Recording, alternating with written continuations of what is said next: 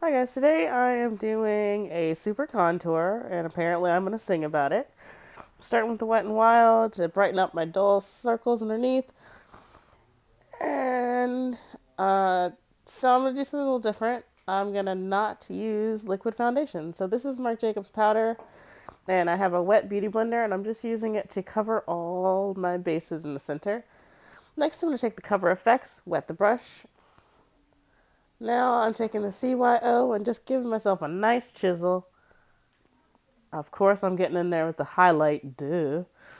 So now I'm going to be using the Kylie Valentine color. I'm not really sure. I think it's called Heartthrob, but I used it on my cheeks and my eyes.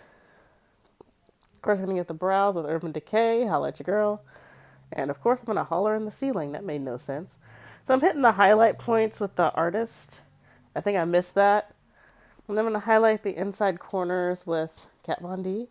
My favorite mascara of the moment, Superstar L'Oreal Double-Ended. You got to get all those lashes. You know what I'm saying? Next, I'm going to finish it all off with It's All Set from CYO. Had all the points that I really don't want to move. I don't know why, but today I wanted to make some kind of weird facial mask. There you have it.